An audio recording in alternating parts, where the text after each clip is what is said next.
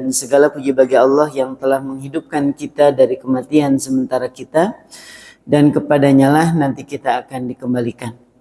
Alhamdulillah wa syukurillah jamaah salat subuh yang sama-sama mengharap ridho dan belas kasih sayang Allah Subhanahu wa taala. Pada pagi hari ini kembali kita patut bersyukur karena Allah masih mentakdirkan kita menjadi bagian dari orang-orang yang masih cinta dengan kebaikan. Dan ini yang sesuai dengan fitrah kita. Jadi fitrah manusia itu baik, suka di tempat yang baik, maunya diperlakukan yang baik, dan kalaupun harus meninggal, maunya meninggal dalam keadaan yang baik. Dan mudah-mudahan kita semuanya kalaupun ternyata harus meninggal, bisa meninggal dalam keadaan yang husnul khatimah. Amin ya rabbal alamin. Dan untuk mengundang keberkahan Allah, kita buka kajian kita pada pagi hari ini dengan sama-sama membaca basmalah. Bismillahirrahmanirrahim. Jamaah sekalian dirahmati Allah, pada kesempatan pagi hari ini kita akan melanjutkan kajian berkenaan dengan masalah takdir dengan tema besar para pembantunya takdir, dan ini merupakan bagian akhir. Nah, biasa kalau bagian akhir itu sampai pada bab kesimpulan. Bab kesimpulan. Nah, sebelum itu kita akan merefresh kembali apa yang sudah kita pelajari sebelumnya, bahwa takdir itu adalah ketetapan dan ketentuan Allah sesuai dengan kadarnya. Dan takdir itu tidak bisa diubah, baik dengan usaha, baik dengan doa, maupun dengan tawajuh atau penyerahan diri kita kepada Allah.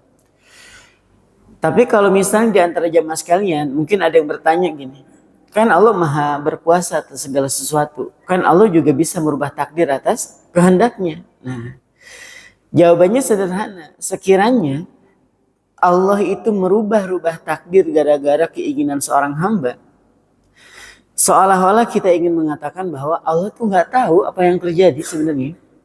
Bahwa Allah itu baru melakukan sesuatu ketika ada permintaan. Misalnya nih, Allah menetapkan si A ini besok kecelakaan. Karena rajin berdoa gitu. Kemudian Allah ubah tuh besok nggak jadi kecelakaan. Itu seolah-olah Allah tidak sempurna dalam apa? Menyusun perencanaan. Padahal jangankan yang lalu, yang akan datang aja Allah sudah tahu. Jadi setiap kali permintaan seorang hamba, ya Allah maunya yang ini, dikasih yang itu. Ya Allah rubah takdirnya, dirubah lagi gitu. Itu seolah-olah Allah tidak sempurna dalam merencanakan sesuatu. Padahal dari mulai zaman Nabi Adam alaihissalam sampai dengan makhluk yang paling terakhir Allah ciptakan, itu Allah tahu semuanya. Allah tahu. Dan Allah itu tidak bergantung kepada makhluknya. Makhluknya mau apa diturutin gitu ya. Makhluknya nyuruh ini diikutin, gak gitu. Makanya nanti kita akan sampai kepada bab doa nanti. Perbedaan antara doa dengan memerintah. Nah, jangan-jangan selama ini kita merasa sudah berdoa, tapi Allah menganggap kita sedang apa? Memerintah. Bedanya apa memerintah dengan meminta itu? Doa, ini doa dulu ya, doa. Doa itu adalah talabul amri minal adna ilal a'la. Permohonan sesuatu dari yang kedudukannya lebih rendah kepada kedudukan yang lebih tinggi. Nah, sedangkan perintah itu adalah talabul fi'li minal a'la ilal adna. Perintah untuk melakukan sesuatu dari yang kedudukannya lebih tinggi kepada kedudukan yang lebih rendah. Gitu ya. Nah, ini nanti akan sampai pada bab itu. Nah, yang jelas jamaah sekalian rahmatullah Allah Subhanahu wa taala, bahwa takdir itu sudah tetap. Ya, sudah tetap. Dan tidak bisa diubah dengan usaha, dengan doa, dan juga dengan tawajuh atau penyerahan diri kita kepada Allah sepenuhnya. Contoh yang paling sederhana untuk bisa memahami takdir itu adalah, kalau misalnya usaha itu tidak bisa merubah takdir, ngapain kita berusaha kan gitu. Kalau misalnya doa itu tidak bisa merubah takdir, ngapain kita berdoa. Kalau ternyata tawajuh itu tidak ada takdirnya, misalnya nih kita sekuat apapun melakukan penyerahan diri kepada Allah, kalau ternyata takdirnya gak ada, lah memang gak bakal dapat. Nah, kalau gitu ngapain kita tawajuh? Maka jawabannya adalah kita melakukan semuanya itu adalah sebagai bentuk kita ini masih seorang hamba.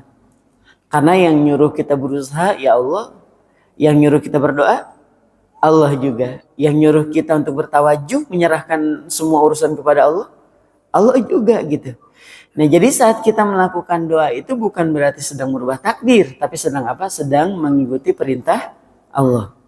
Maka tugas kita itu bukan lagi ngepoin takdir, bukan buat merubah-rubah takdir, tapi tujuan kita diciptakan itu untuk apa? Untuk ibadah. Nabi SAW, gitu, Nabi itu seorang Nabi, bayangin coba. Jadi kalau masih kita menyangka bahwa dengan usaha kita bisa mendapatkan apapun, dengan usaha yang sungguh-sungguh, oleh kata motivator kan, usaha itu tidak mengkhianati hasil. Itu kata motivator. Nabi SAW dan para sahabat itu ketika melakukan peperangan nggak bercanda perangnya, serius. Direncanakan sematang mungkin, strateginya diatur sebaik mungkin gitu ya. Bahkan usahanya bukan usaha yang ya Allah sambil santai, sambil rebat, enggak. Nabi terluka, bahkan dalam perang Uhud Nabi diisukan meninggal. Ya, sekiranya gitu. Orang-orang tidak melihat langsung Nabi, orang mengira bahwa Nabi itu sudah meninggal. Dan Nabi terluka waktu itu. Kebayang nggak? Jadi usahanya Nabi itu udah maksimal betul dalam apa? Dalam berperang. Lalu pertanyaannya, apakah Nabi selalu menang dalam peperangan? Kan enggak. Nabi kalah juga, nah, takdirnya kalah gitu.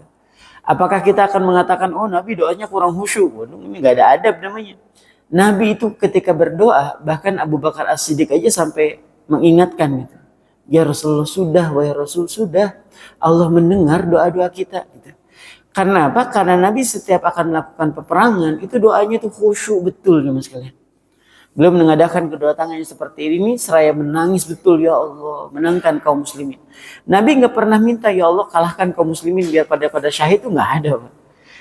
Nabi itu selalu berdoa apa? Allahumma izzal islama wal muslimin. Ya Allah, muliakan orang-orang yang Islam ini, ya Allah. Menangkan juga mereka, ya Allah. Dan Nabi itu doanya seperti itu. Nah pertanyaannya adalah, ketika Nabi sudah berdoa dengan khusyuk, apakah Nabi menang dalam peperangannya dan selalu memenangkan peperangan?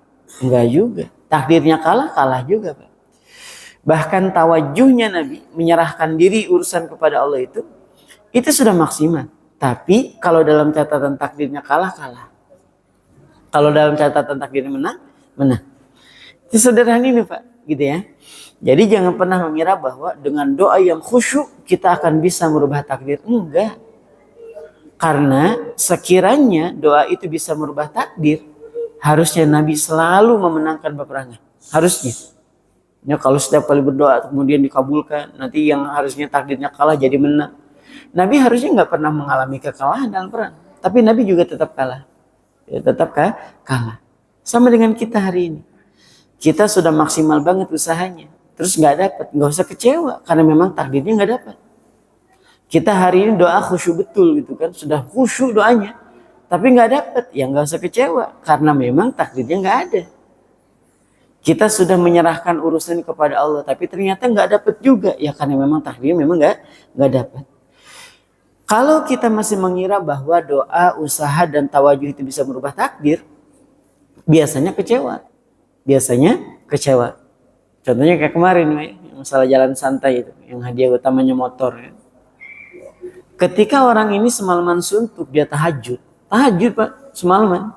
Disambung dengan membaca Al-Quran. Disambung dengan istighfar. Dengan maksurat. Dia doa, ya Allah. Kasih kesempatan untuk dapat motor, ya Allah. Dan hampir semua orang yang ikut jalan santai, itu semuanya doanya sama, Pak. Sekiranya. Kalau pas lagi jalan santai, gitu, pas lagi jalan santai dan hadiah utamanya motor, misalnya, Pak, hadiahnya motor. Itu semua juga yang hadir di situ doanya minta apa? Hadiah utama. Nggak ada sesoleh kayak kita misalnya, sesoleh apapun para bunda yang hadir hari ini. Pas lagi ikut jalan santai doanya, ya Allah nggak apa-apa tisu, ya Allah nggak apa-apa dapat baskom, nggak ada, Pak. Semua doanya pengen hadiah utama. Tapi apakah semuanya dapat hadiah utama? Enggak. Ya, Pak ya. Jadi apakah semuanya dapat hadiah utama? Enggak juga, karena memang apapun yang sudah Allah takdirkan itu nggak bakal pernah meleset. Nggak ada urusan misalnya pas lagi diumumkan ternyata yang menang hadiah utama itu perempuan yang nggak menutup aurat, tampilannya urakan, nggak pernah kita dengar kebaikannya. Kalau kata Allah dia dapat. Ya, kalau kata Allah dapat dia dapat. Nggak ada urusan tuh. Pokoknya kalau kata Allah dia dapat. Dan nggak bisa diubah. Nah ini harus kita pahami tentang masalah takdir itu. Dan ingat bahwa takdir itu dia punya pembantu. Ya, takdir itu punya para Pembantu. Siapa para pembantunya yang sudah kita jelasin tadi? Usaha itu pembantunya takdir. Doa adalah pembantunya takdir. Tawajuh, penyerahan diri kita kepada Allah juga adalah pembantunya takdir. Namanya pembantu itu nggak bisa ngisi kekuatan apa-apa, Pak. Nggak bisa. Namanya juga pembantu. Tapi kalau pembantu ini jujur, pembantu ini ikhlas, loyal dalam bekerjanya, maka dia akan dapat apa? Balasan. Dapat apa? Balasan atau gaji. Misalnya nih, keluarga A punya pembantu. Keluarga A punya pembantu. Nah, pembantu itu adik kita, Pak. Ya, pembantu ini adalah adik kita. Adik kita kerja di rumah yang bagus, gede, megah, kendaraannya juga banyak gitu kan. Tapi status adik kita di situ sebagai pembantu. Kita pengen temu kangen nih sama adik, datang kita ke rumah itu, rumah yang sebesar itu dan adik kita ada di situ, datang kita pengen temu kangen. Pertanyaannya adalah, apakah adik kita punya kekuasaan untuk mempersilahkan kita masuk ke dalam rumah? Nggak ada. Namanya juga pembantu. Sekalipun dia adik kandung kita, dia akan mengatakan, Kak, maaf ya Kak ya, coba saya bilang dulu ke majikan, diperkenankan nggak kakak ini masuk? Itu adik kandung, Pak, nggak ada urusan. Karena statusnya hanya sebatas pembantu. Gak ada istilah pembantu tuh masukin kakaknya, adiknya, silakan pilih kamar yang mana. Kamar yang mana?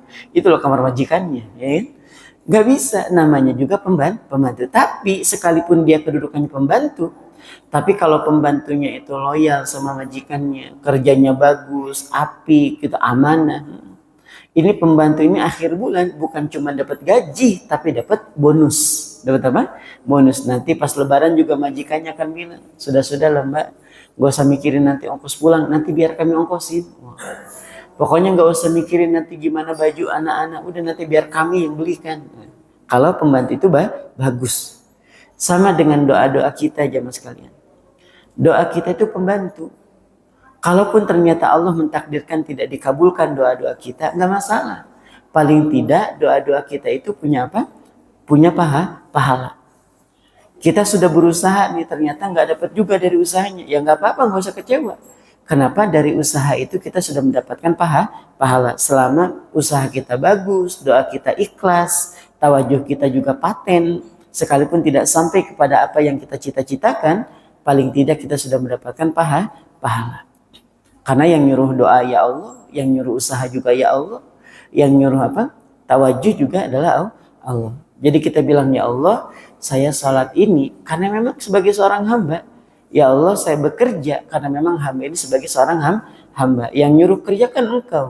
I'malu ala Dawud syukra. Bekerjalah kamu sebagaimana Nabi Daud juga bekerja. Keluarga Daud itu bekerja. Nabi Daud itu punya anak namanya Nabi Sulaiman. Kurang apa coba? Kekuasaan Nabi Sulaiman kala itu kekuasaannya luas. Nabi yang paling terkaya bahkan dalam sejarah itu ya Nabi Sulaiman. Bahkan Nabi Sulaiman pernah meminta kepada Allah, ya Allah, jangan berikan kepada selain aku kekuasaan yang ini.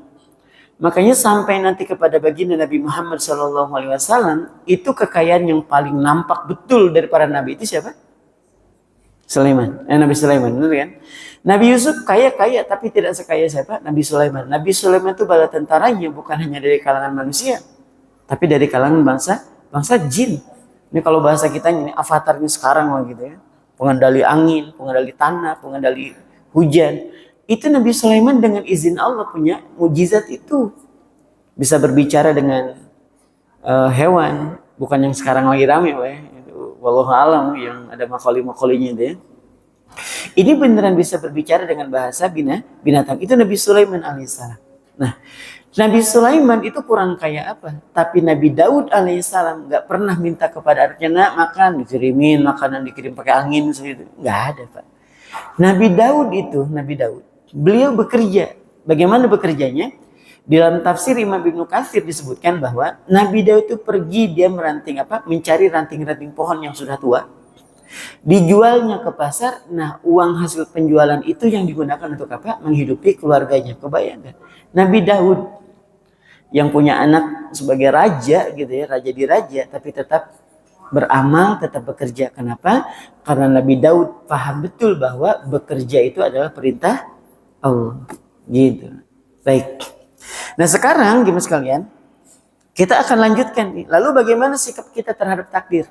Ya, sikap kita terhadap takdir. Ini yang akan kita bahas hari ini. Supaya kita ini tidak termasuk hamba Allah. Kebayang nggak kalau Allah bilang kayak gini? Kamu itu ketika takdir itu sesuai dengan keinginanmu, kamu bisa bersyukur. Tapi ketika takdir itu tidak sesuai dengan keinginanmu, engkau merasa kecewa. Harusnya kan bisa diterima, Pak. Ya, Pak ya. Karena kita beriman kepada takdir itu khairihi wa syarrihi, baik dan juga buruknya, nggak bisa dilepas, Pak. Jadi kalau kita cuma beriman, bisa menerimakan takdir yang baik, siapapun bisa. Tapi bisakah kita menerimakan takdir ketika takdir itu tidak sesuai dengan keinginan kita? Gitu, Pak. Nggak usah diajarin orang-orang itu. Kalau dapat rezeki cara bahagianya gimana? Nggak usah diajarin. Bu, selamat Bu ya, Ibu dapat uang 50 juta. Nanti ketawanya kayak gini, Bu. Ya senyumnya agak lebar sedikit, nggak usah diajarin, Pak. Orang itu kalau sudah dapat kebaikan, dapat rezeki yang banyak, gak usah diajarin bagaimana cara bahagianya. Yang perlu diajarin ke orang-orang itu bagaimana ketika takdir yang kurang baik itu bisa diterimakan. Bisa diterimakan. Nah ini dia supaya kita tidak itu kalau misalnya gini, Ustaz, saya kalau dapat uang banyak tuh bahagia. Ya memang takdirnya sesuai dengan keinginannya. Pak, Bapak selamat ya dapat mobil. Bu, itu memang harapan saya. Oh, itu memang gitu kan. Coba kalau kabarnya itu yang tidak menyenangkan. Pak, mobilnya hilang. Kok bisa? Tuh kan? Sabar Pak ya, namanya sudah takdir. Iya sih takdir, tapi kan kalau dijagainya betul-betul nggak bakal hilang. Nah, seolah-olah kita ingin mengatakan bahwa kita ini bisa menerimakan takdir, kita ini bisa mengimani takdir, tapi belum tentu bisa menerimakannya. Oh ya, ini supaya kita ini bisa berlapang dada. Lalu bagaimana sikap kita terhadap takdir? Yang pertama, yajibu 'alaika an tu'mina anna wuqu'al asya'i tabqan li ilmillahil azali biha. Wajib bagi engkau percaya, wajib bagi engkau beriman bahwa apapun yang terjadi itu sudah sesuai dengan pengetahuannya Allah.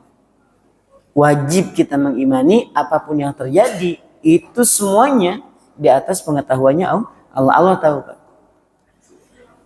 Kalau kita ditakdirkan punya anak yang meninggal, Allah tahu nggak, Pak? Tahu.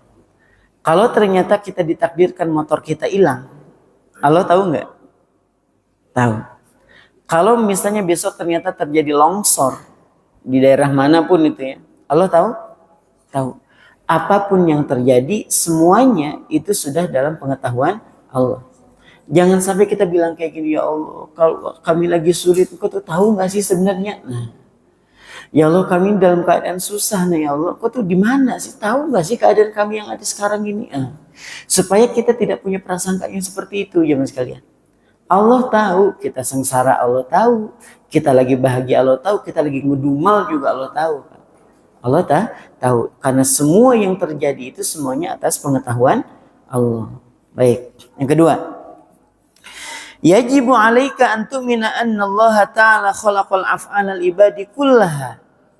Wajib bagi engkau mengimani bahwa Allah lah yang sudah menciptakan semua perbuatan hamba min khairin wa syarrin, baik perbuatan yang baik ataupun perbuatan yang buruk, wa imanin wa kufrin, baik iman maupun kufurnya. Misalnya nih, ada orang yang lagi salat. Dia ini taat betul. Dia ciptaan siapa? Ciptaan Allah. Kalau ada orang yang mencuri, yang mencuri itu siapa ciptaannya? Ciptaan Allah. Jadi mau orang itu baik, mau orang itu buruk, Allah yang nyiptain. Kalau ada orang yang beriman mengatakan, kami ini kan orang beriman, Allah yang nyiptain. Terus yang nggak beriman siapa yang nyiptain? Ya Allah lah, tetap. Jadi kalau kita masih bilang nanti yang nggak beriman itu siapa yang menciptakan? Ya berarti kita masih percaya bahwa ada Tuhan selain Allah. Padahal jemaah sekalian, mau orang itu baik, mau orang itu buruk, Allah yang nyiptain. Semua selain Allah itu adalah makhluk pokoknya, semuanya. Ya kecuali kalau misalnya Ustaz gimana dengan Al-Quran? Al-Quran itu kalamullah. Ya Al-Quran itu apa? Kalamullah. Semua selain Allah itu makhluk. Arasy ya makhluk, malaikat ya makhluk, manusia makhluk, bumi juga makhluk. Gitu ya. Ya, jadi wajib kita beriman bahwa Allah yang sudah menciptakan semua perbuatan manusia, baik yang baik ataupun yang buruk. Nah, baik yang orang yang beriman maupun orang yang kafir juga Allah yang menciptakan. Selanjutnya jemaah sekalian, yang ketiga, yajibu 'alaika an tu'mina anna ma qaddarahu Allahu fi azalihi la budda min wuqu'ihi. Wajib bagi engkau beriman, apapun yang ditakdirkan pasti terjadi. Nah, ini nih Pak. Engkau harus yakin bisa menerima bahwa apapun yang sudah ditakdirkan itu pasti terjadi, pasti terjadi. Wa ma la yuqaddiruhu yastahilu wuquhu, dan apapun yang tidak ditakdirkan mustahil terjadi, udah gitu sudah, ya. Jadi kalau misalnya ada yang terjadi hari ini atau besok, itu karena memang sudah ditakdirkan. Kalau nggak ada takdirnya buat kita, memang nggak ada Pak. Kita mau usaha model kayak manapun, kalau takdirnya nggak ada, nggak ada. Tapi kita mau santai sesantai-santainya, kalau rezekinya dapat aja. Ini contoh yang sederhananya itu ketika kita ngelihat tayangan dapat uang kaget. Namanya dapat apa? Uang kaget. Kan orang yang dapat uang kaget nggak pernah ngayal-ngayal dapat uang kaget, ya Pak ya? Nggak pernah juga ujuk-ujuk misalnya nih, saya pengen dapat uang kaget terus dapat, nggak gitu. Tahu-tahu dapat aja. Ya kan, tahu-tahu dapat karena memang sudah ditakdirkan oleh Allah. Ada orang yang ngarep-ngarep mudah-mudahan di jalan tuh ketemu sama orang yang ngasih duit misalnya. Kalau memang takdirnya nggak ada. Pokoknya apapun yang terjadi itu semuanya sudah ditakdirkan. Apa yang sudah Allah takdirkan pasti terjadi, dan yang tidak ditakdirkan pasti tidak akan terjadi. Tabrakan. Sama Pak, tabrakan juga gitu.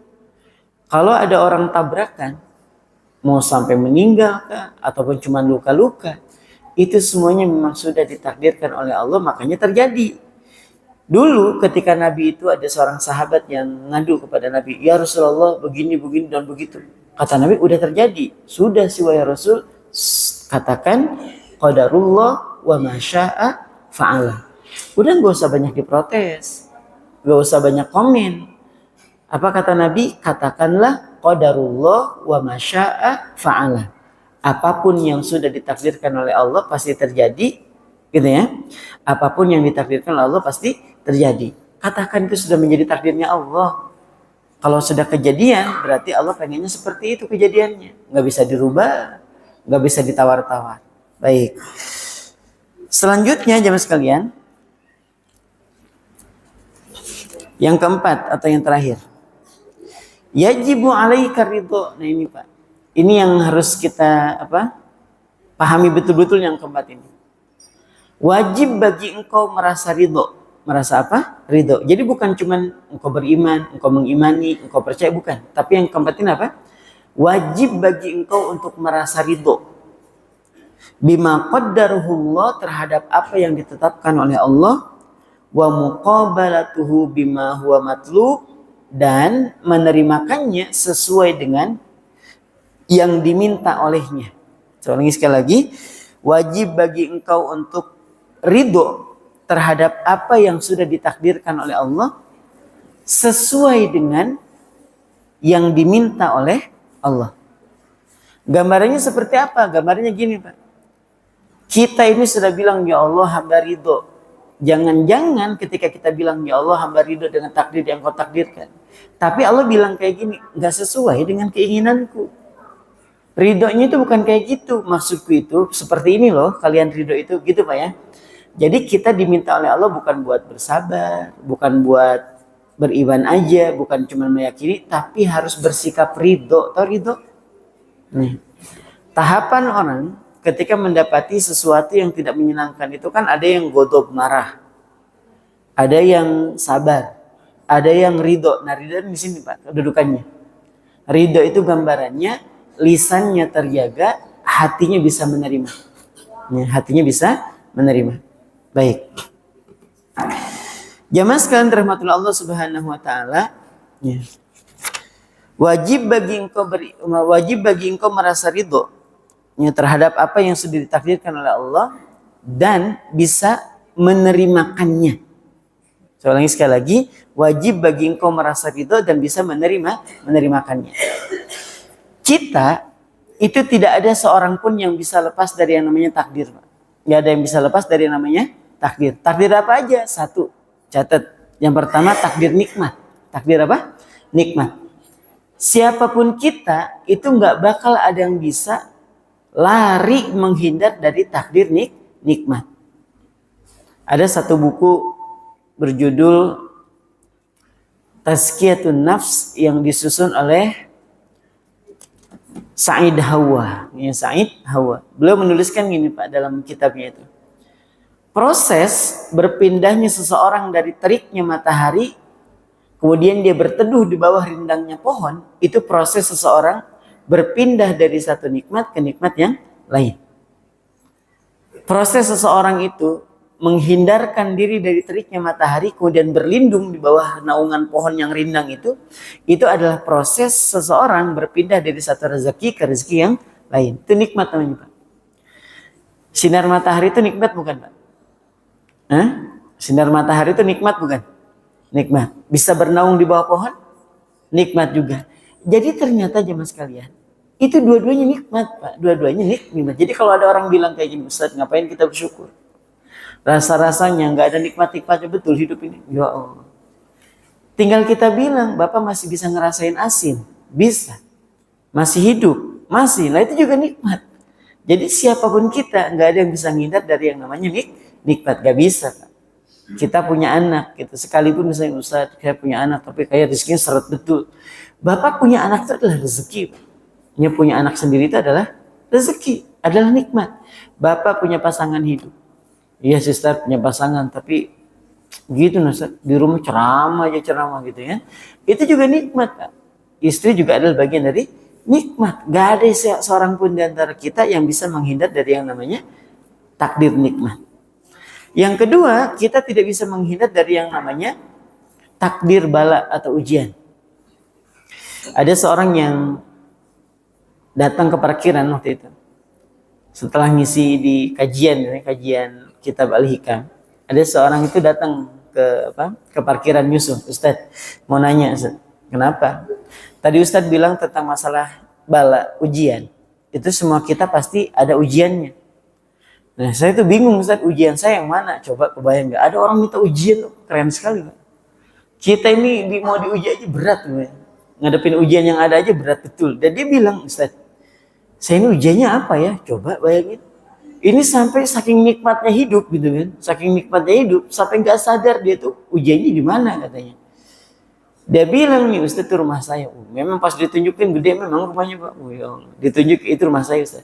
Dan saya tuh nggak pernah rasa-rasanya waktu sholat kecuali saya usahakan bisa sholat berjamaah. Kebayang Pak. Dengan harta sebanyak itu, dengan kedudukan sebaik itu, dia bilang apa? Saya kalau sholat, saya upayakan betul bisa sholat berjamaah. Nah, maka jawabannya gimana? Jawabannya gini, jangan-jangan Bapak ini mengira bahwa ujian itu sesuatu yang tidak menyenangkan, Pak. Jatuh miskin, diberhentikan dari perusahaan, anak sakit, gitu kan? Itu bagian ujian yang sebelahnya. Nah, Bapak diuji oleh Allah bukan dengan ujian yang seperti itu. Karena saya bilang, ujian itu ada dua model. Ini sering saya sampaikan nih. Kita bisa lihat dalam surah Al-Anbiya ayat ke-35 ya. Al-Anbiya ayat ke-35. Kullu nafsin dha'iqatul maut. Setiap yang bernyawa pasti akan mati. Wa nabluukum bisyarri wal khairi fitnah. Dan kami akan uji kamu dengan sesuatu yang tidak menyenangkan dan yang menyenangkan. Jadi ujian itu dua model, yang menyenangkan dan yang tidak menyenangkan. Wa ilaina turja'un. Dan kepada kamilah kalian nanti akan dikembalikan. Jamaah sekalian, Imam Ibnu Katsir menafsirkan ayat ini. Ketika orang itu diuji dengan dua ujian ini, kalau orang itu diuji dengan sesuatu yang menyenangkan, dia bisa bersyukur, maka pahala syukurnya kembali kepada Allah. Jadi akan kembali kepada Allah, akan ditimbang balasannya. Kalau Allah uji dengan sesuatu yang tidak menyenangkan, dia bisa bersabar, maka pahala sabar ini dikembalikan juga kepada Allah. Dan itu jadi bekal kita nanti di akhirat. Nah, jangan-jangan Bapak sekalian, Bapak ini diuji dengan sesuatu yang menyenangkan. Tapi Bapak lulus.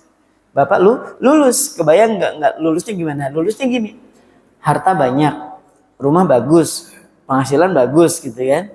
Tapi dia tidak lupa dengan apa? Dengan kewajiban-kewajibannya. Itu keren Pak. Jarang kita menemukan orang soleh model kayak gini Pak.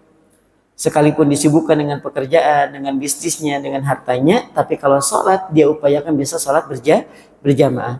Dan dia menjadi donatur utama di masjid itu. Kebayang nggak sesoleh itu ternyata ada orang yang modelnya kayak gitu. Nah kita harus sadar juga, kita ini jarang yang lolos kalau diuji dengan yang menyenangkan. Dan kita lebih mudah lolos kalau diuji dengan yang tidak menyenangkan. Kalau ada orang kehilangan motor, ada nggak orang tuh sujud syukur Pak kehilangan motor? Alhamdulillah ya Allah hilang motor saya. Ada kira-kira? Gak ada Pak. Pasti nangis ya Allah. Bagaimana keadaan saya nanti? Ya Allah, ya Allah pas lagi kehilangan motor. Padahal hari-hari dia pakai motor nggak pernah bilang turun dari motor Alhamdulillah. Pas lagi bisa bawa motor yang lain pada jalan dia nggak juga dia bilang Alhamdulillah ya Allah masih bisa berkendara. Nggak juga. Tapi ketika hilang itu motornya dia bilang ya Allah bagaimana dong? Kalau orang itu diuji dengan yang tidak menyenangkan, mudah lolosnya. Tapi kalau diuji dengan yang menyenangkan, belum tentu bisa lolos. Sebulan yang lalu, itu saya opname 7 hari di RSKD ini. Malamnya, itu ada tetangga kasur itu, besok mau operasi dia Pak. Besok mau operasi.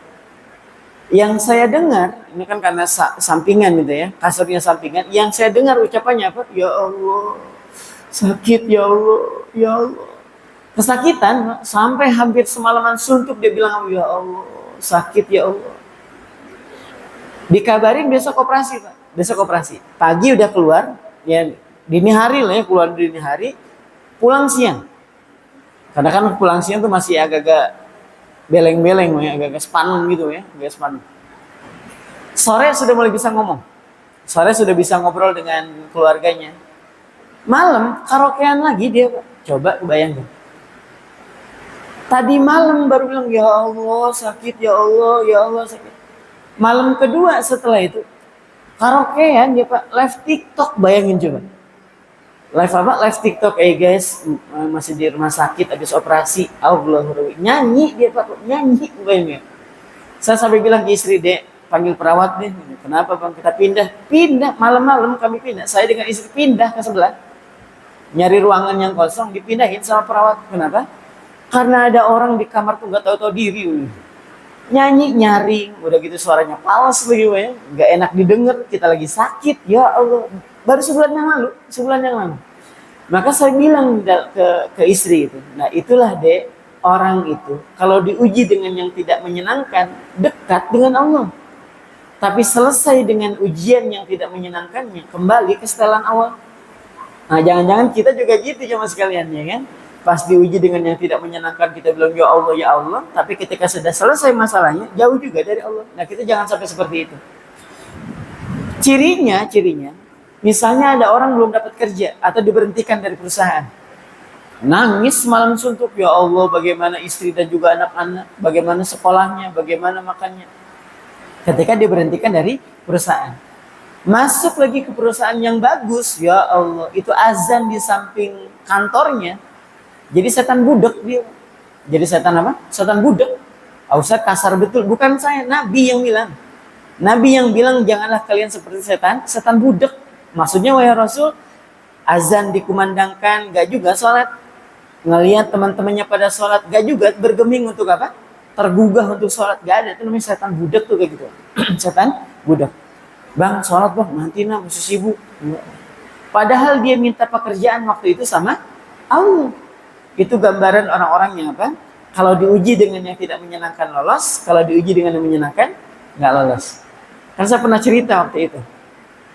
Ada suami istri datang ke rumah, dia cerita, istrinya ini nggak cerita, nangis sepanjang suaminya curhat itu, nangis sepanjang cerita. Suaminya bilang, Ustaz, saya ini dulu tinggalnya di Bangsal, kontrakan, jauh dari masjid. Tapi ketika dikontrakan, saya bisa sholat berjamaah di masjid. Bahkan ketika dikontrakan, saya dengan istri itu tahajudnya bareng. Kebayang ya, Sampai doa, ya Allah nanti kalau ternyata engkau takdirkan saya jadi orang yang kaya, punya rumah, saya pengen kamar itu yang ada AC-nya. Biar bisa sholat tahajudnya lebih nyaman. Pas lagi belum punya rumah. Allah takdirkan dia rezekinya ngalir, rezekinya banyak, gitu ya, karirnya juga bagus, perusahaannya juga jalan dan seterusnya. Dan dia bilang sebelum itu, ya Allah titipkan hamba itu kalau punya uang nanti mobil, supaya tidak ada alasan untuk sholat berjamaah. Nggak ada alasan pokoknya, ya Allah mau hujan saya bisa pakai mobil, mau terik matahari seterik apapun bisa tetap ke masjid. Udah kaya nih, sudah Allah kabulkan dia punya harta yang banyak. Dia bilang, dan Ustaz, sampai sekarang saya sudah nggak pernah sholat berjamaah. Segitunya orang tuh Pak. Tapi saya bilang bersyukur Pak, masih punya kesadaran itu. Si istri nangis Pak, ngerasa malu bahwa dulu waktu masih dikontrakan ibadahnya rajin, tahajudnya hampir tiap malam. Tapi ketika sudah Allah berikan nikmat-nikmat itu, jangankan sholat berjamaah, jangankan tahajud, lupa sudah dengan semuanya itu. Nah ini ciri bahwa orang ini bisa lolos kalau apa? Diuji dengan yang tidak menyenangkan. Tapi saya bilang Bapak bersyukur. Kenapa? Allah hadirkan kegelisahan di waktu-waktu seperti itu. Diminta datang saya ke rumah Ustaz, nanti biar bisa ngobrol panjang nanti. Datang ke rumah. Saya berpikirnya kenapa orang ini sampai nggak bisa sholat berjamaah ke masjid? Mungkin masjidnya jauh. Pas sampai ke rumahnya, Allah Robbi, ngesot aja nyampe Pak. Masjid itu depan rumah dia. Ngesot aja nyampe. Kebayang nggak sedekat itu dengan masjid? Nggak juga sholat ke masjid. Jadi bukan berarti kita nih, ya Allah pengen rumah dekat masjid biar berjamaah, nggak usah. Udah jauh juga nggak apa-apa. Yang penting Allah gerakkan kita bisa sholat berjamaah di masjid. Gak usah mikirin, ya Allah kasih saya rumahnya yang bagus biar hamba bisa sholat tahajud. Di kontrakan yang ada sekarang tahajud aja dulu. Siapa tahu nanti kalau pas sudah punya rumah sendiri, jangankan tahajud, sholat yang 5 waktu aja lewat. Jangan. Itu gambarannya Pak. Jadi jemaah sekalian dirahmati Allah, apapun yang Allah takdirkan buat kita berupa ujian, baik yang ujian itu baik, yang menyenangkan, ataupun yang tidak menyenangkan, terimakan keduanya. Karena dua-duanya itu baik, jemaah sekalian. Dua-duanya itu baik. Diuji dengan yang tidak menyenangkan, bisa dapat pahala sabar. Diuji dengan yang menyenangkan, bisa dapat pahala syukur. Tapi ingat, sabar itu jauh lebih baik dibanding dengan syukur. Ya, sabar itu lebih baik dibanding apa? Syukur. Loh kok gitu gini Pak? Sabar itu dalam Al-Quran, yang sabar itu selalu digandingkan dengan wabasyiris sabirin, dan berikan kabar gembira untuk orang-orang yang sabar.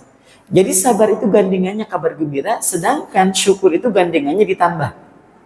La in syakartum la azidannakum. Barang siapa bersyukur ku tambah. Tok cuma gitu-gitu aja Pak. Tapi kalau sabar, Allah menjanjikan apa? Diberikan kabar gembira. Kenapa Ustaz pahala sabar dengan syukur berbeda? Karena tadi saya sampaikan, nggak usah ngajarin orang gimana cara bahagia kalau dapat rezeki, tapi ajarkan orang untuk bisa bersabar kalau dia dapat apa? Dapat musibah atau ujian. Baik, lanjut ya.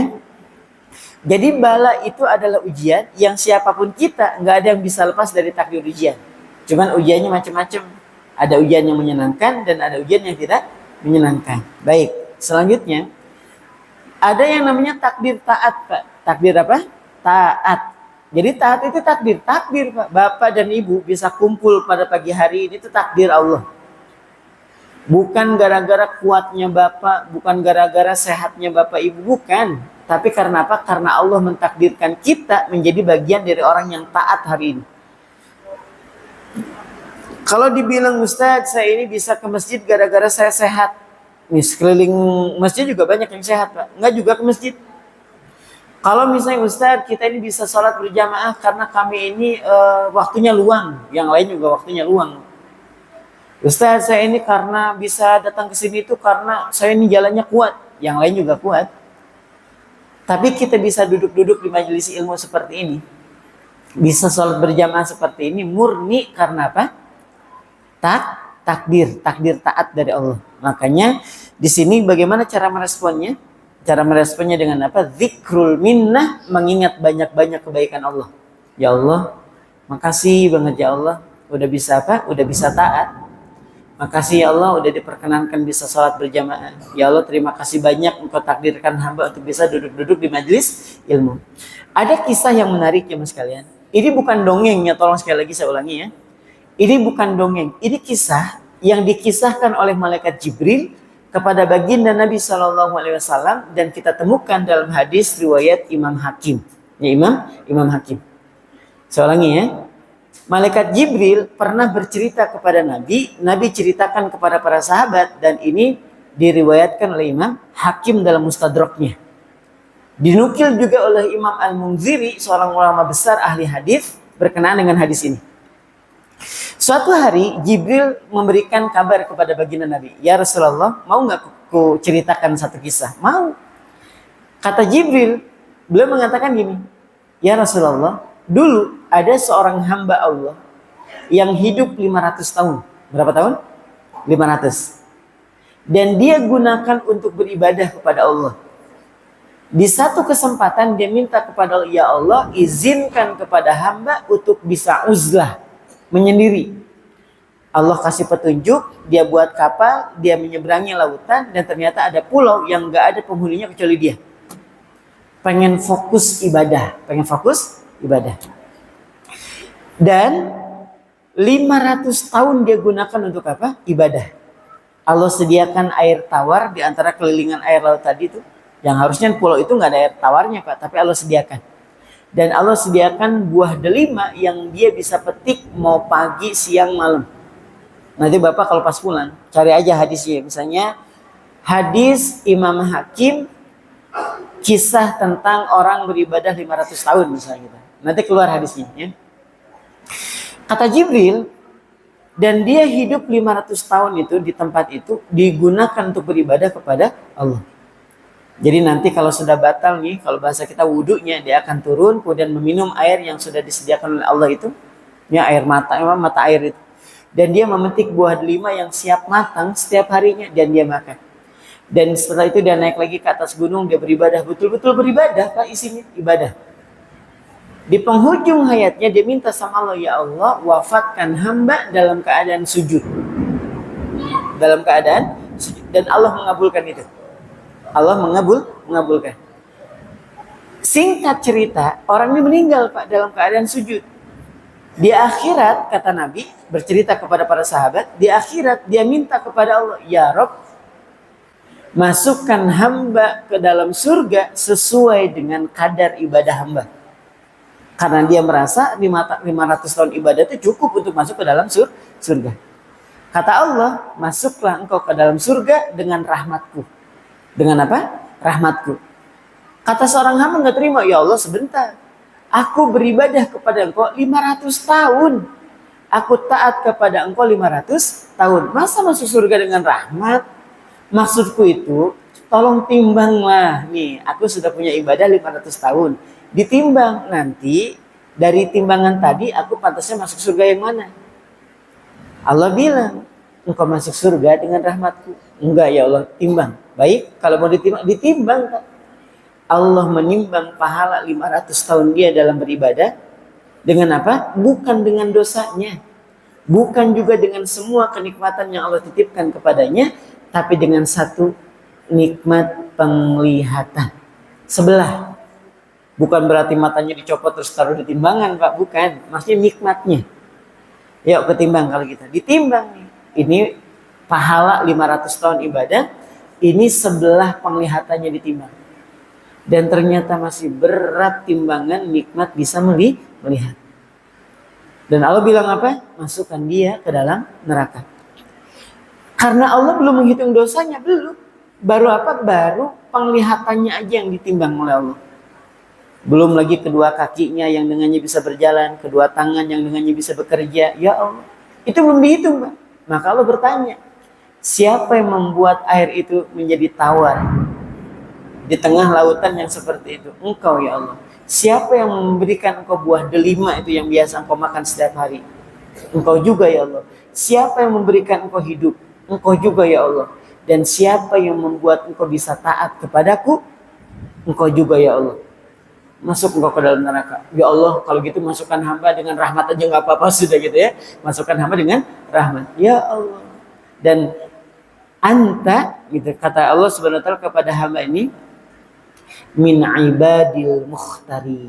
Engkau adalah salah seorang hamba yang terpilih. Engkau masuk surga dengan rahmat. Tetap ujung-ujungnya bukan engkau masuk surga dengan amal ibadah, bukan. Engkau masuk surga dengan rahmatku. 500 tahun Pak ditimbang. Gak ada apa-apanya dengan nikmat yang Allah berikan kepada hamba tadi. Sama kayak kita. Kita ini jemaah sekalian, kalau kita nekat. Padahal baru seminggu, tahajudnya, ya Allah, udah pantas rasanya ke surga. Di ujungan memang ya. Baru seminggu tahajud udah pantas, ngerasa pantas masuk ke dalam surga. Ya Allah, timbang kebaikan hamba, masuk surga rasa-rasanya. Pas ditimbang, jangankan ditimbang dengan dosa jemaah sekalian. Kita ditimbang dengan nikmatnya tidur, nikmatnya bisa merasa, nikmatnya bisa melihat. Gak imbang. Jujur-jujuran aja deh.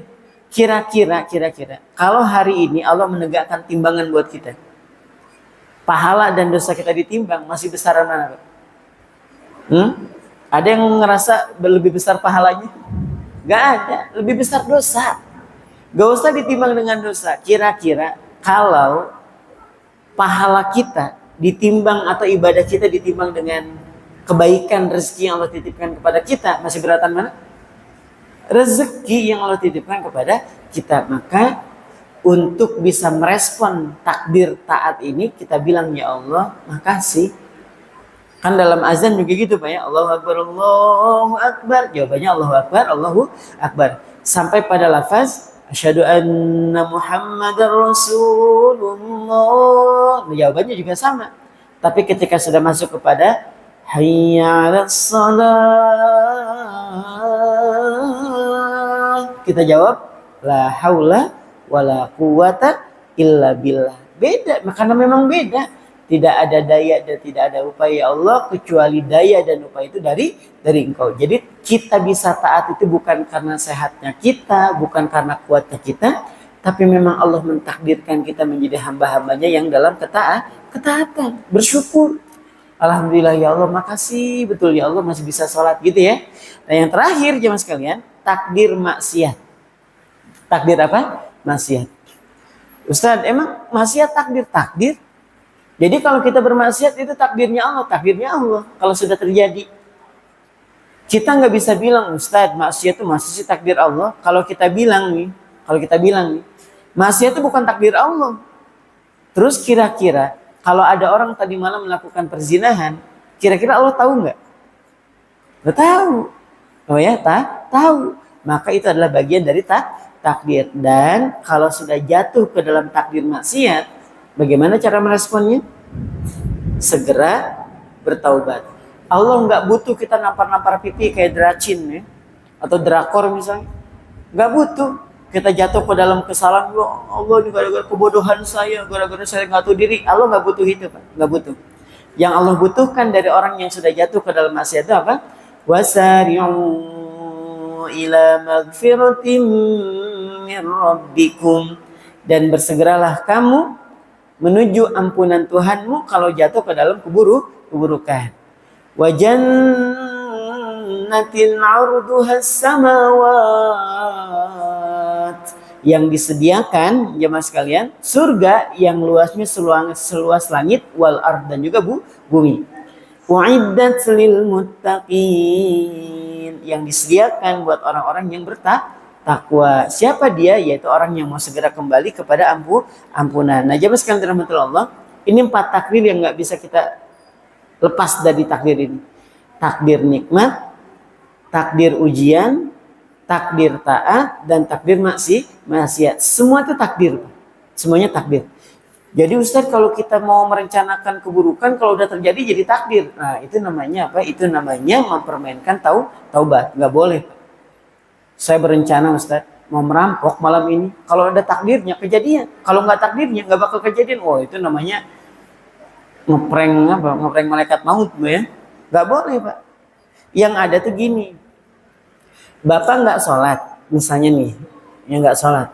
Malam tobat, ya Allah ampuni saya ya Allah. Kalau tadi saya nggak tobat ya Allah, saya menyesal. Itu Allah ampuni Pak. Sekalipun besoknya ternyata Bapak jatuh lagi ke dalam dosa yang sama, meninggalkan sholat. Tapi kalaupun tobat lagi diterima. Setelah mengkodok tentunya dikodok kemudian taubat diterima. Tapi kalau kayak gini, ya Allah, tadi saya nggak sholat duhur ya Allah, ampuni saya ya Allah. Tapi kayaknya besok juga nggak sholat lagi ya Allah gitu. Itu namanya apa? Mempermainkan taubat. Nah, kalaupun kita jatuh ke dalam maksiat itu takdir Pak sudah. Kalau sudah lewat namanya takdir. Tapi kalau belum kejadian jangan diniatin. Jangan diniatin. Kalau niatnya yang baik-baik, misalnya saya niat pengen umroh, saya niat pengen haji, saya niat pengen kurban, itu niatin nggak apa-apa. Tapi kalau niatnya untuk keburukan itu yang nggak boleh. Nah, jadi inilah bagian akhir daripada pembahasan takdir yang kesimpulannya adalah takdir ini bukan hanya sebatas diimani, tapi juga harus diterimakan. Mau baik kita terima, mau buruk juga kita terima. Apapun itu jenis takdirnya, terimain aja Pak. Gak usah banyak protesnya. Takdir yang menurut kita buruk, sabarin. Ada takdir yang menurut kita baik, syukurin kan gitu ya. Pokoknya intinya dari masalah takdir ini tidak ada yang bisa merubah takdir. Udah nggak ada yang bisa. Jadi Ustaz, kalau gitu, kalau dalam catatan takdir ini kita masuk neraka, terus gimana? Nah, ini kan pertanyaan di bulan kemarin kan, 2 bulan yang lalu saya bilang, kita akan menjawab bagaimana kalau ada orang nanya, Ustaz atau Bang, Abang kan sedikit pengajian. Terus gimana dengan hadis setiap orang itu sudah ditentukan tempatnya apakah di surga ataupun di neraka? Gimana jawabnya Pak? Jawabnya gini, Nabi juga pernah ditanya, afalanat takil ya Rasulullah, kalau gitu kenapa kita nggak tawakal aja? Nabi bilang apa? I'malu, bekerja saja kalian, beramal. Gak usah mikirin takdir yang itu, biarin. Nanti mau masuk surga kayak masuk neraka, biarin. Yang penting tugas kalian itu apa? I'malu, beramal saja. Fakullun muyassarun lima khuliqalahu, karena seseorang itu akan dimudahkan menuju takdir yang telah Allah tentukan buat dia. Kalau takdir itu baik, maka dia akan dimudahkan melakukan kebaikan. Kalau takdir itu buruk, maka dia akan mudah melakukan keburukan. Terus gimana kita ini merespon takdir itu Ustaz? Dengan hadis tadi kok kayaknya percuma rasa-rasanya kita sholat kalau memang takdirnya neraka. Kalau ngelihat dari hadis itu Ustaz, rasa-rasanya nggak apa-apa. Kita rasa-rasanya melakukan keburukan. Kalau takdirnya surga masuk juga surga. Maka saya akan menutup dengan satu kisah yang terjadi di zaman Nabi. Masih ingat kisah ini? Ada seorang wanita yang ikut berperang bawa bayi dari kalangan kaum musyrikin. Dimenangkan oleh kaum muslimin, maka tertangkaplah si ibu dan juga anak bayinya. Tapi karena keadaan lagi seperti itu kacaunya, ibu ini terpisah dengan bayinya. Si ibu ini terpisah dengan bayinya. Si ibu, tolong anak saya mana anak saya? Ditemukan oleh sahabat, bayinya Bu. Dikasihkan ke si ibu, diciumnya Pak dari kepala sampai kaki. Dan Nabi melihat adegan itu. Sahabat juga ngelihat adegan itu. Nah, perempuan dalam keadaan tertawan gak boleh dibunuh Pak. Jangankan perempuan, laki-laki kalau udah statusnya tawanan gak boleh ujug-ujug dibunuh. Gak boleh Pak. Ya, kecuali pas lagi peperangan. Nah, kalau pas perang gitu ya, laki-laki dibunuh. Tapi kalau pas lagi ngelihat ada orang perempuan ikut perang, sekalipun kita sudah bawa pedang, nggak boleh dibunuh. Perempuan, anak-anak nggak boleh dibunuh. Nah, para sahabat dan Nabi itu ngelihat kejadian ini. Ditanya sama Nabi, kalian ngelihat itu? Ngelihat wahai Rasul. Apakah kalian mengira bahwa si ibu akan tega melemparkan bayinya ke dalam api yang berkobar? Gak mungkin wahai Rasul, orang baru kepisah sebentar aja sebegitu paniknya. Ketika dipertemukan aja sebegitu sayangnya. Apa kata Nabi? Dan Allah lebih sayang kepada para hambanya melebihi batas sayang seorang ibu terhadap anaknya. Jadi tugas kita tuh kerja aja Pak. Tugas kita tuh ibadah. Nanti di akhirat rasa-rasanya tidak mungkin kalau kita sudah benar-benar taat betul. Tapi ikhlas, banyak ikhlas. Di akhirat kemudian bilang, kamu hambaku. Iya ya Allah hamba engkau. Ya karena kamu hambaku, ku cemplungin dulu ya ke neraka. Nggak gitu konsepnya. Allah itu lebih sayang kepada hamba-hambanya melebihi batas sayangnya seorang ibu terhadap anaknya. Kalau si ibu saja sebegitu sayangnya sama anak, apatah lagi Allah yang maha pengasih, maha penyayang terhadap para hambanya. Gak usah dipikirin nanti masuk surga atau neraka Pak, gak usah. Pokoknya berbaik sangka, ya Allah engkau maha baik, hamba ini memang rasa-rasanya kalau ditimbang banyak dosanya. Tapi ya Allah engkau maha pengampun. Ya Allah, kalau ditimbang-timbang, rasa-rasanya nggak pantas masuk surga. Tapi ya Allah, tolong ya Allah, Engkau maha baik, ampuni dosa-dosa hamba. Nah gitu Pak ya. Jadi tugas kita bukan lagi musingin masuk surga atau masuk neraka. Ibadah aja yang baik. Karena tugas kita bukan mikirin surga dan neraka. Tapi tugas kita adalah apa?